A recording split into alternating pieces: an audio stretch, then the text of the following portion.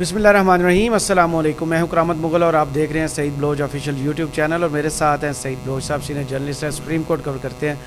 Saeed Bloch साहब, 190 million pound scandal जिसको जियो चलाता है और बाकी लोग उसको केस कहते हैं, उसमें आज एक नया मोड़ आया है। और नए मोड़ के बाद मेरे हाल में ये भी इमारत जो ये बुनियाद रख के ले के ऊपर जा रहे थे, नीचे ईंटें वही आपकी बात है कि टेढ़ी रख दी गई हैं, इमारत अब गिर जाएगी, लगता यही है।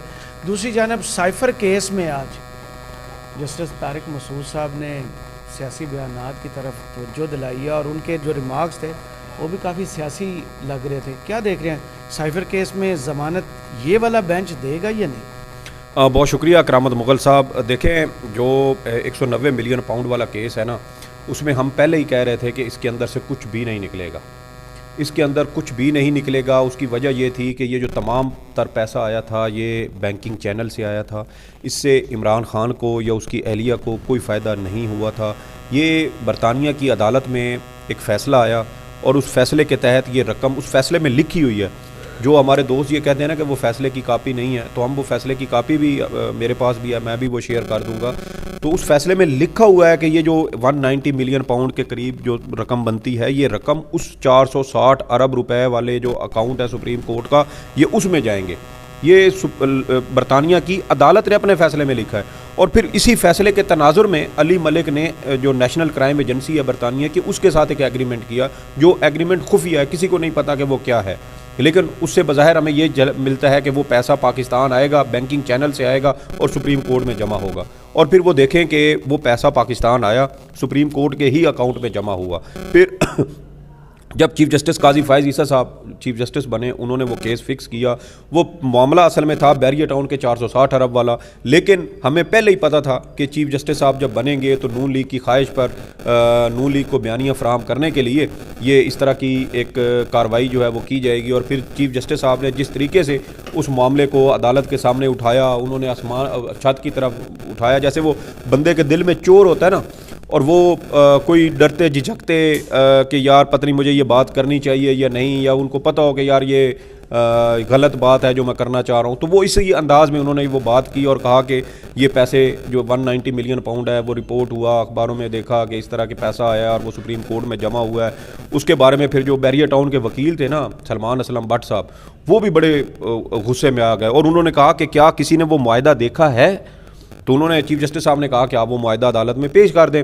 तो इस तरीके से कार्रवाई आगे चली। फिर गुज़श्ता से जो पेवस्ता समात थी उसके ऊपर 10 फ़रीक़ैन को नोटिस हुए, जिसमें मलिक रियाज साहब, उनके साहबजादे अली ज़ैन और इस तरह जो मुबशरा मलिक और इस तरह के जो उनकी फ़ैमिली के लोग थे उनको नोटिस हुए। फिर उनके जो दीगर बिज़नेस पार्टनर थे, जो प्रोमोटर्स थे, उनको इसमें नोटिस किए गए और चीफ़ जस्टिस साहब की जानिब से कहा गया कि ये तमाम तर तफसीलात जो हैं ये अदालत को बताई जाएँ। फिर गुज़श्ता समात पर मशरिक बैंक जिसके ज़रिए ये पैसा आया, उसके नुमाइंदा आए और उन्होंने अदालत को कहा कि ये पैसे जो है ना ये आए हैं, लेकिन चूँकि बैंक में रोज़ाना की बुनियाद पर हज़ारों की ट्रांजैक्शंस होती हैं, तो मैं इस तरीके से नहीं बता सकता कि ये कौन सी, हमें कुछ तफसीलात, कुछ इन्फॉर्मेशन आप दे दें, फिर उसके बाद मैं आपको अदालत से वो बैंक से चेक करके बताऊँगा।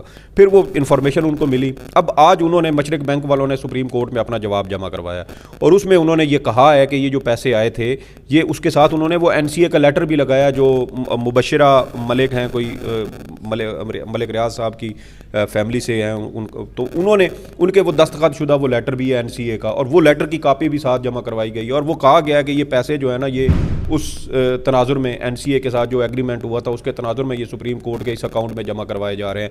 तो यही हम चीज़ शुरू में ही बार बार कह रहे थे कि ये सारा काम लीगल तरीके से हुआ है। ये पैसा रियासत पाकिस्तान का नहीं था, ये मलिक रियाज साहब की फैमिली का था। वहाँ से ये पकड़ा गया, वहाँ पे इन्होंने एग्रीमेंट किया, वो पैसा बैंकिंग चैनल से पाकिस्तान आया और वहाँ की अदालत में ये फैसला हुआ था कि ये पैसे ये 460 अरब वाले अकाउंट में आएंगे और ये उसी अकाउंट में आए।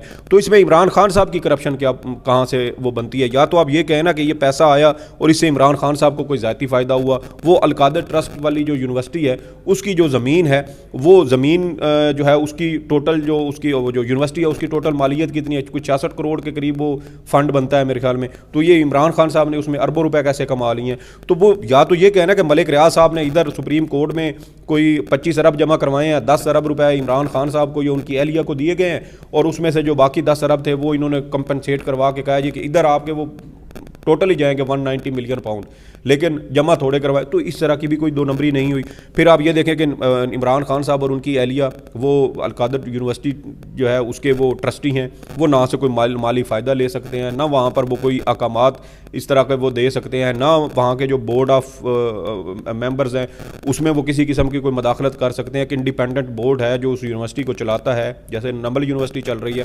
تو یہ وہ ساری چیزیں تھیں جس کو واحد اس کا مقصد ہی صرف عمران خان کے اوپر کیچڑ اچھالنا، اس کو بدنام کرنا، میڈیا ٹرائل کرنا اس کا مقصد تھا. پھر آپ یہ دیکھیں کہ نون لیگ نے اب اس سال کے گزشتہ سال کے آخر میں غالباً اپنا منظور نظر چیئرمین نیب لگایا، آفتاب سلطان جو سابق D G I B intelligence bureau بھی رہے ہیں. پھر ان کو لگایا گیا تو کہا گیا کہ جی آپ اس کے اوپر ریفرنس بنائیں. تو وہ انہوں نے کہا کہ بھائی یہ اس کے اوپر کوئی ریفرنس نہیں بنتا، میں نہیں بنا سکتا. بالآخر وہ استعفیٰ دے گئے. انہوں نے کہا کہ یہ نہیں بن سکتا، میں یہ نہیں کر سکتا. اور انہوں نے اپنے جو آخری ایک ویڈیو بیان ایک صحافی نے ان سے سوال کیا تو اس میں انہوں نے اس بات کا کہا کہ مجھ سے کچھ ایسا کام کرنے کے لیے کہا جا رہا ہے جو میں نہیں کرنا چاہتا. پھر آپ دیکھیں کہ جو ڈپٹی چیئرمین نیب تھے اصغر حیدر صاحب، انہوں نے بھی اسی کے اوپر استعفیٰ دیا. وہ پراسیکیوٹر جنرل تھے اور ریفرنس جب بھی کسی کے خلاف فائل ہوتا ہے تو وہ پراسیکیوٹر جنرل کی منظوری سے ہوتا ہے، دستخط سے ہوتا ہے. اور وہ بھی اسی وجہ سے ریزائن کر گئے کہ وہ بھی سمجھتے تھے کہ اس کے اندر اس کے اوپر ریفرنس بن ہی نہیں سکتا، کیونکہ ہر چیز لیگل طریقے سے اور منی لانڈرنگ اس صورت میں ہوتی ہے جب آپ ملک سے باہر کوئی غیر قانونی طریقے سے پیسہ بھیجتے ہیں. اگر ملک سے باہر پیسہ جا رہا ہے اور وہ بینکنگ چینل سے جا رہا ہے تو وہ بھی منی لانڈرنگ نہیں ہے. تو یہ تو پیسہ باہر سے آ رہا تھا، ملک کے اندر آیا ہے. تو اس میں اب سپریم کورٹ کے اکاؤنٹ میں ہے. اور آپ اس میں یہ دیکھیں کہ جو سابق وزیر اعظم شہباز شریف صاحب کے جو مشیر تھے عرفان قادر صاحب، انہوں نے ایک ٹی وی پروگرام میں کہا کہ اس میں کرپشن اصل میں یہ ہے کہ یہ پیسہ تھا ریاست پاکستان کا، اور ریاست پاکستان کے اکاؤنٹ میں جانے کی بجائے یہ پیسہ چلا گیا سپریم کورٹ کے اکاؤنٹ میں. تو یہ اگر کرپشن ہے تو پھر آپ وہاں سے سپریم کورٹ کو کہہ دیں جی کہ یہ پیسے ریاست کے ہیں، پاکستان کے ہیں، تو یہ آپ کے اکاؤنٹ میں آ گئے، یہ ادھر منتقل کر دیں، آپ ان سے لے لیں. اس میں عمران خان صاحب کی کرپشن کہاں پہ ہے؟ تو یہ جو اب آ گئی ہے نا سر کہانی، یہ آہستہ آہستہ مزید یہ کھلے گی تو اس میں یہ غبارے سے بھی ہوا نکل جائے گی. اس غبارے سے ہوا نکل جائے گی. تو سائفر کیس میں جو بینچ بنا ہوا ہے، کیا اس سے ضمانت ملے گی خان صاحب کو کہ نہیں؟ دیکھیں ضمانت ملنے کا تو امکان ہے، لیکن جو یہ ساری سازشیں کر رہے ہیں نا عمران خان صاحب کے خلاف، وہ لوگ پہلے ہی اس کی پیش بندی کر لیتے ہیں. اب دیکھیں کہ القادر ٹرسٹ میں ان کی گرفتاری ڈال دی گئی ہے، تو ان کو پتہ تھا کہ یہ کیس اسی طریقے سے اس کے اندر کچھ جان تو ہے نہیں، تو یہ کیس سے ہوا نکلے گی تو الٹیمیٹلی اس میں ضمانت مل جائے گی. تو اس میں اب دیکھیں کہ آج جب کیس کی اس میں نا ایک اور چیز بھی ہے جو بڑی اہم ہے، اور وہ اہم چیز یہ ہے کہ آج کیس کی سماعت کے دوران جو عمران خان صاحب کی لیگل ٹیم ہے نا، ان کی کچھ غلطیاں بھی ہمارے سامنے آئی ہیں. اور وہ غلطیاں جسٹس سردار طارق مسعود صاحب نے ہی ان غلطیوں کو پکڑا ہے. اور اس سے یہ واضح ہوتا ہے کہ عمران خان کی جو ٹیم ہے وہ جان بوجھ کر یا انجانے میں ان سے یہ غلطیاں سرزد ہو رہی ہیں.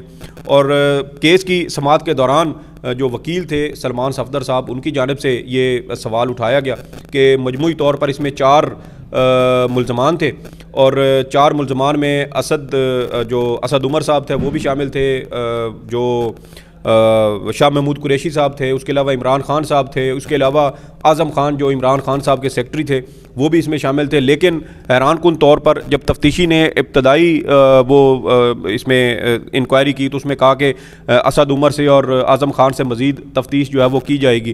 لیکن جب وہ چلان وغیرہ سارے جمع ہوئے تو اس میں جو اسد عمر صاحب ہیں ان کا نام نہیں ہے، اور جو اعظم خان صاحب ہیں ان کو انہوں نے وعدہ معاف گواہ بنا لیا. اور انہوں نے یہ بھی کہا کہ اعظم خان صاحب کو اغوا کیا گیا، ان کی فیملی نے ان کے اغوا کی FIR درج کروائی، اور وہ اغوا شدہ شخص جو ہے وہ اچانک ایک دن نمودار ہوتا ہے اور 161 اور 164 کا بیان جا کے اپنا ریکارڈ کروا دیتا ہے. تو یہ وہ چیزیں ہیں، وہ جھول ہیں جو اس میں کیس کے اندر موجود ہیں. پھر اس میں آپ یہ بھی دیکھیں کہ جسٹس سردار طارق مسعود صاحب کی جانب سے کہا گیا کہ وہ سائفر جو ہے وہ عمران خان صاحب نے جلسے میں لہرایا تھا، اور اگر اس کا انہوں نے کوئی متن عوام کے سامنے رکھا تھا اور انہوں نے وہ سائفر کی کاپی لہرائی تھی، تو اس کا مطلب ہے کہ انہوں نے کچھ نہ کچھ تو جو خلاف ورزی ہے وہ کی ہے. اس پر جو سلمان صفدر صاحب تھے انہوں نے کہا کہ دیکھیں اگر اس طرح کی کوئی غلطی ہوئی بھی ہو یا انہوں نے وہ اس کی آفیشیل سیکرٹ ایکٹ کی خلاف ورزی کی بھی ہو تو پھر بھی اس کی زیادہ سے زیادہ سزا 2 سال بنتی ہے، سزائے موت یا عمر قید تو پھر بھی نہیں بنتی. پھر اس کے اوپر ایک اور اہم نقطہ جو جسٹس سردار طارق مسعود صاحب کی جانب سے اٹھایا گیا، انہوں نے یہ کہا کہ عمومی طور پر یہ ہوتا ہے کہ جب بھی یہ ٹرائل چل رہا ہوتا ہے تو ٹرائل کورٹ کے اندر یا ٹرائل کے دوران جو دفاع ہوتا ہے، یعنی کہ ڈیفنس جو ہوتا ہے، ملزم کی جو پارٹی ہوتی ہے وہ یہ کوشش کرتی ہے کہ جو غلطیاں، خامیاں یا سکم ہیں ٹرائل کے دوران ان کی نشاندہی نہ ہو، ان کو دبا کے رکھا جائے تاکہ جیسے ہی ٹرائل مکمل ہو پھر وہ اپیل میں جائیں اور اپیل کے دوران یہ ساری غلطیاں، خامیاں جو ہیں وہ وہاں آگے اپیلیٹ کورٹ میں وہ رکھی جائیں اور ملزم کو ریلیف دلوایا جائے۔ لیکن آپ لوگ یہ کر رہے ہیں کہ آپ وہ ساتھ ساتھ ساری غلطیاں خود نشاندہی کر رہے ہیں ٹرائل کے دوران ہی، اور وہ ساری چیزیں آہستہ آہستہ وہ خود ہی آپ درست کروا رہے ہیں، تو اس کا مطلب ہے کہ ٹرائل جو بھی ہوگا وہ تو الٹیمیٹلی آپ کے اگینسٹ جائے گا۔ تو یہ میرے خیال میں جو عمران خان صاحب کی لیگل ٹیم ہے انہیں اس چیز کو دیکھنا چاہیے کہ اس چیز کو میڈیا کے اوپر کم سے کم ہائی لائٹ کریں، جو لیگل نکات ہیں اس کے اوپر وہ زیادہ فوکس کریں۔ جو غلطیاں، بھائی 1 مہینے کا ٹائم ہے، 1 مہینے کے اندر دیکھیں نا، توشہ خانہ میں بھی تو انہوں نے جلد بازی کی، اس جلد بازی کا سارا الٹیمیٹ فائدہ آگے عمران خان صاحب کو ہائی کورٹ میں ہوگا۔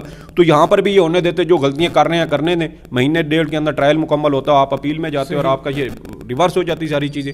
تو یہ کچھ سکم ہیں جو عمران خان صاحب کی لیگل ٹیم کو بھی اس کے اوپر غور کرنا چاہیے اور یہ ساری غلطیاں، خامیاں اپنی ان کو دور کرنی چاہیے۔ بہت شکریہ سعید بلوچ صاحب، آپ کے تجزیے کا کمنٹس باکس میں ضرور بتائیے گا۔ یہ ویڈیو آپ کو کیسی لگی، اجازت دیجیے، اللہ حافظ۔